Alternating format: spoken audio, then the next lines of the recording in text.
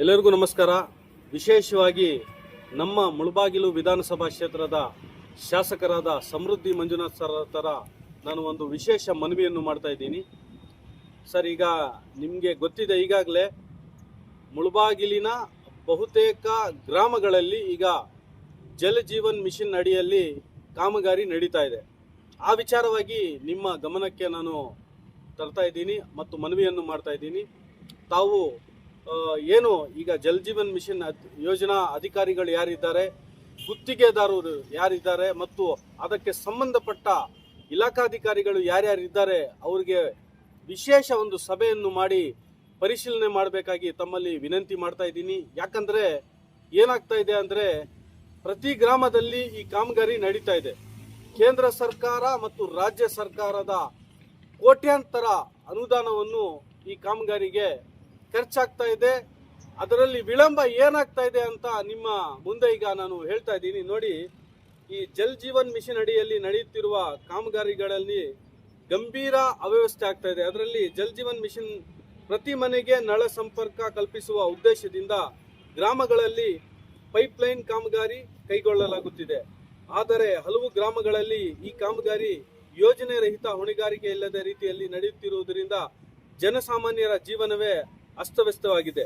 ಇದರಲ್ಲಿ ಏನಾಗ್ತಾ ಇದೆ ಅಂದರೆ, ಗುತ್ತಿಗೆದಾರರು ರಸ್ತೆಗಳನ್ನು ಅಗೆದು ಗುಂಡಿಗಳನ್ನು ಮುಚ್ಚದೆ ಹಾಗೆಯೇ ಬಿಟ್ಟು ಹೋಗುತ್ತಿದ್ದಾರೆ. ಇದು ಒಂದು ಆರೋಪ. ಈಗಾಗಲೇ ನಾವು ಕೆಲವು ಗ್ರಾಮಗಳಲ್ಲಿ ಸರ್ವೆ ಮಾಡಿದ್ದೀವಿ. ಅದಕ್ಕೆ ಸಾರ್ವಜನಿಕ ಆಕ್ರೋಶನೂ ವ್ಯಕ್ತವಾಗಿದೆ. ಅಗೆದ ರಸ್ತೆಗಳನ್ನು ಮೊದಲಿನ ಸ್ಥಿತಿಗೆ ಮರುಸ್ಥಾಪನೆ ಮಾಡುತ್ತಿಲ್ಲ.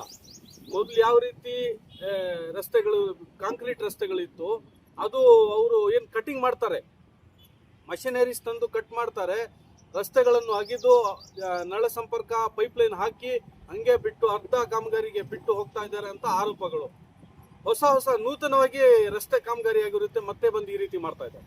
ಕೋಟ್ಯಾಂತರ ರೂಪಾಯಿಗಳ ಅನುದಾನ, ಈಗಾಗಲೇ ತಾವು ಕೂಡ ಹೇಳ್ತಾ ಇದ್ದೀರಾ, ಈ ಕರ್ನಾಟಕ ರಾಜ್ಯ ಸರ್ಕಾರದಿಂದ ಅನುದಾನ ಬರೋದೇ ಕಡಿಮೆ ಆಗಿದೆ. ಅದರಲ್ಲಿ ಈ ರೀತಿ ರಸ್ತೆಗಳನ್ನು ಮಾಡಿಸೋದು, ಮತ್ತೆ ಇವರು ಜಲ್ ಜೀವನ್ ಮಿಷನ್ ಗುತ್ತಿಗೆದಾರರು ಯೋಜನೆ ಅಧಿಕಾರಿಗಳು ಬಂದು ಈ ರೀತಿ ಮಾಡಿ ಮತ್ತೆ ಅದಕ್ಕೆ ಕೆಲವೇ ದಿನಗಳಲ್ಲಿ ಆ ರಸ್ತೆನೂ ಹಾಳಾಗೋಗ್ತಾ ಇದೆ. ಸಿಮೆಂಟ್ ರಸ್ತೆ, ಡಾಂಬರ್ ರಸ್ತೆ ಸಂಪೂರ್ಣವಾಗಿ ಹಾಳಾಗ್ತಾ ಇದೆ. ಮತ್ತೆ ಮಳೆ ಬಂದಾಗ ಗುಂಡಿಗಳಲ್ಲಿ ನೀರು ತುಂಬಿ ಅಪಘಾತಗಳಿಗೆ ಆಹ್ವಾನ.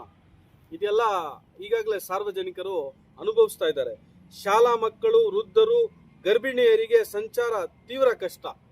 ಮತ್ತೆ ದ್ವಿಚಕ್ರ ವಾಹನ ಸವಾರರು ಬಿದ್ದು ಗಾಯಗೊಳ್ಳುವ ಘಟನೆಗಳು ಇದೆಲ್ಲ ಆಗ್ತಾ ಇದೆ. ಎಲ್ಲರೂ ನೋಡ್ತಾ ಇದ್ದೀರಾ.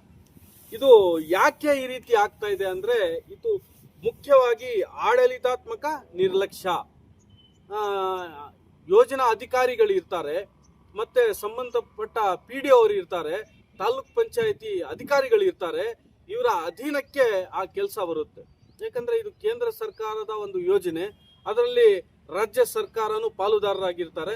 ಕೋಟ್ಯಾಂತರ ರೂಪಾಯಿಗಳ ಹಣ ಬರ್ತಾ ಇದೆ, ಅನುದಾನ ಬರ್ತಾ ಇದೆ, ಗುತ್ತಿಗೆದಾರರ ಪಾಲಾಗ್ತಾ ಇದೆ. ಅದಕ್ಕೆ ಏನ್ ಮಾಡಬೇಕಾಗಿದೆ ಮತ್ತು ಆರೋಪಗಳು ಏನು ಅಂತ ಒಂದು ವಿವರಣೆ ಕೊಡ್ತಾ ಇದ್ದೀನಿ. ಪಂಚಾಯತ್, ಗ್ರಾಮ ಆಡಳಿತ ಸಂಬಂಧಪಟ್ಟ ಇಂಜಿನಿಯರ್ಗಳು ಸ್ಥಳ ಪರಿಶೀಲನೆ ನಡೆಸದೆ ಬಿಲ್ ಪಾವತಿ ಮಾಡುತ್ತಿರುವ ಆರೋಪ. ಇದು ಮುಖ್ಯವಾಗಿ ಇದು ಒಂದು ಆರೋಪ ಆಗಿದೆ. ಏನು ಸ್ಥಳ ಪರಿಶೀಲನೆ ಮಾಡಲ್ಲ, ಏನು ಮಾಡಲ್ಲ, ಬಿಲ್ ಪಾವತಿ ಆಗ್ತಾ ಇದೆ. ಇದು ಒಂದು ಆರೋಪ. ಅದೇ ರೀತಿ ಕಾಮಗಾರಿ ಮುಗಿದಿದೆಯೇ ಎಂಬುದನ್ನು ದೃಢೀಕರಿಸದೆ ಅನುಮೋದನೆ. ಕಾಮಗಾರಿ ಮುಗಿದಿದೆಯಾ ಇಲ್ಲ ಅಂತೂ ನೋಡೋದಿಲ್ಲ. ರಸ್ತೆ ಅಗೆದು ಹಂಗೆ ಪೈಪ್ಲೈನ್ ಹಾಕಿ ನಳ ಸಂಪರ್ಕ ಕೊಡ್ತಾರೋ, ಸುಮ್ಮನೆ ಮೀಟರ್ ಹಾಕ್ತಾರೋ ಬೇಕಾಗಿಲ್ಲ. ಏನೋ ಫೋಟೋಸ್, ಗುತ್ತಿಗೆದಾರರು ಫೋಟೋಸ್ ಹಾಕ್ತಾರೆ, ಬಿಲ್ ಮಾಡ್ತಾರೆ, ರಿಲೀಸ್ ಮಾಡ್ಕೊಳ್ತಾರೆ. ಸಾರ್ವಜನಿಕ ದೂರುಗಳಿಗೆ ಸ್ಪಂದನೆ ಇಲ್ಲ. ಎಷ್ಟೇ ದೂರುಗಳು ಕೊಟ್ಟರು ಕೂಡ ಸ್ಪಂದನೆ ಇಲ್ಲ.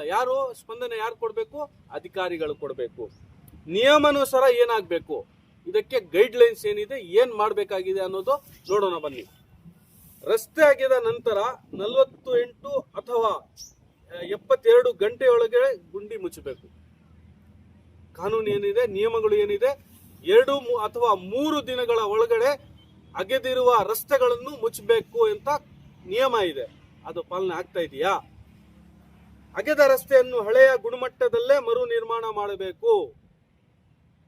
ರಸ್ತೆ ಯಾವ ರೀತಿ ಮೊದಲು ಯಾವ ಸ್ಥಿತಿಯಲ್ಲಿತ್ತು ಅದೇ ಗುಣಮಟ್ಟದ ಸಿಮೆಂಟ್ ಅಥವಾ ತಾರನ್ನು ಯಾವ ಕಟಿಂಗ್ ಮಾಡಿರ್ತಾರೆ ಅದೇ ತಂದು ಮತ್ತೆ ಯಾವ ರೀತಿ ಇತ್ತು ಅದೇ ರೀತಿ ಮಾಡಬೇಕು. ಆದ್ರೆ ಮಾಡ್ತಾ ಇದ್ದಾರಾ?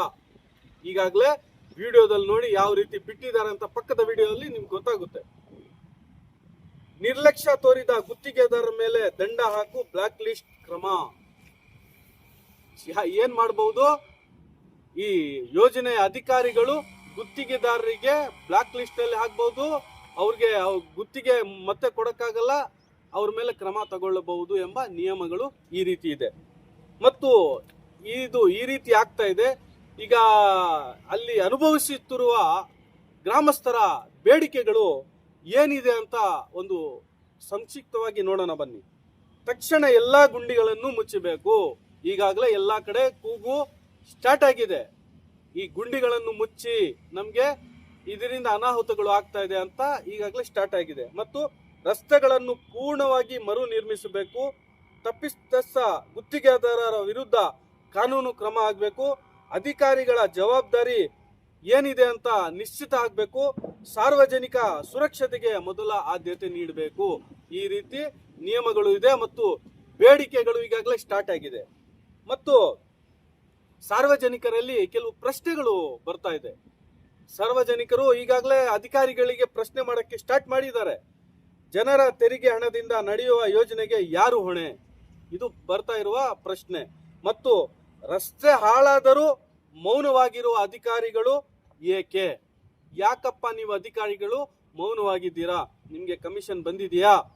ಕಮಿಷನ್ ಸೇರ್ತಾ ಇದೆಯಾ? ಇಂಥ ಪ್ರಶ್ನೆಗಳು ಈಗಾಗಲೇ ಸಾರ್ವಜನಿಕರು ಕೇಳಕ್ಕೆ ಸ್ಟಾರ್ಟ್ ಮಾಡಿದ್ದಾರೆ. ಜನರ ಜೀವಕ್ಕೆ ಬೆಲೆ ಇಲ್ವೇ? ಜನರ ಜೀವಕ್ಕೆ ಬೆಲೆ ಇಲ್ವೇ? ಈ ರೀತಿ ಪ್ರಶ್ನೆಗಳು ಈಗಾಗಲೇ ಸಾರ್ವಜನಿಕರು ಕೇಳಕ್ಕೆ ಪ್ರಾರಂಭ ಮಾಡಿದ್ದಾರೆ. ಇದು ಒಂದು ವಿಶೇಷ ಮನವಿ ನಾನು ಮಾನ್ಯ ಶಾಸಕರಾದ ಸಮೃದ್ಧಿ ಮಂಜುನಾಥ್ ರವರಲ್ಲಿ ಮನವಿ ಮಾಡ್ಕೊಳ್ತಾ ಇದ್ದೀನಿ. ಸರ್, ಈಗ ಜಲಜೀವನ್ ಮಿಷನ್ ಅಡಿಯಲ್ಲಿ ನಮ್ಮ ಮುಳಬಾಗಿಲು ತಾಲೂಕಿನಲ್ಲಿ ವಿವಿಧ ಕಡೆ ಕಾಮಗಾರಿಗಳು ನಡೀತಾ ಇದೆ. ಅದಕ್ಕೆ ನೀವು ಈಗ ಮುಂದೆ KDP ಮೀಟಿಂಗ್ ಇದೆ. ಅದಕ್ಕೆ ಮೊದಲೇ ಈ ಗುತ್ತಿಗೆದಾರರು, ಯೋಜನಾ ಅಧಿಕಾರಿಗಳು, PDOs ಮತ್ತು EOs ಯಾರಿದ್ದಾರೆ, ಅದಕ್ಕೆ ಸಂಬಂಧಪಟ್ಟ ಯಾರಿದ್ದಾರೆ ಅವರಿಗೆ ಕರೆಸಿ ಪ್ರತ್ಯೇಕ ಒಂದು ಸಭೆಯನ್ನು ಮಾಡಿ ಅವ್ರಿಗೆ ಒಂದು ಖಡಕ್ ಎಚ್ಚರಿಕೆ ಕೊಟ್ಟರೆ ಒಳ್ಳೇದಾಗುತ್ತೆ. ಕಾಮಗಾರಿ ಚೆನ್ನಾಗಿ ನಡೆಯುತ್ತೆ ಅಂತ ನಾನು ಅನ್ಕೊಂಡಿದ್ದೀನಿ. ಮತ್ತು ಇದು ನನ್ನ ವೈಯಕ್ತಿಕ ಅಭಿಪ್ರಾಯ ಅಲ್ಲ. ಸಾರ್ವಜನಿಕರು, ಗ್ರಾಮಸ್ಥರು ಅವರಿಂದ ಬಂದಿರುವ ಮಾಹಿತಿ, ನಮಗೆ ಕರೆಗಳನ್ನು ಬಂದಿದೆ, ನಾವು ಒಂದು ಸುದ್ದಿನೂ ಮಾಡಿದ್ದೀವಿ. ಇದು ನಿಮ್ಮ ಗಮನಕ್ಕೆ ತರ್ತಾ ಇದ್ದೀವಿ. ನೀವು ಇದ್ರ ಬಗ್ಗೆ ಗಮನ ಕೊಡ್ತೀರಾ, ಮಾಡ್ತೀರಾ ಅಂತ ವಿಶ್ವಾಸ ಇದೆ. ಯಾಕಂದ್ರೆ ನೀವು ಮಾಡಿರುವ ನಿದರ್ಶನಗಳು ಆಗಿದೆ. ಅಧಿಕಾರಿಗಳಿಗೆ ಯಾವುದೇ ಕಾರಣಕ್ಕೂ ನೀವು ಅಷ್ಟು ಈಸಿಯಾಗಿ ಬಿಡಲ್ಲ ಅಂತ ಇದು ಒಂದು ಮನವಿ ನಿಮ್ಮಲ್ಲಿ ಮಾಡ್ತಾ ಇದ್ದೀನಿ. ನೀವು ಇದಕ್ಕೆ ಸ್ಪಂದನೆ ಕೊಡ್ತೀರಾ ಅಂತ ವಿಶ್ವಾಸ ನಮಗೂ ಕೂಡ ಇದೆ, ಸಾರ್ವಜನಿಕರು ಕೂಡ ಇದೆ. ಇಷ್ಟು ಇವತ್ತಿನ ಮಾಹಿತಿ. ಜಲಜೀವನ್ ಮಿಷನ್ ಮುಂದಿನ ದಿನಗಳಲ್ಲಿ ಯಾವ ರೀತಿ ಬದಲಾವಣೆ ಆಗುತ್ತೆ ಅಂತ ಕಾದು ನೋಡೋಣ.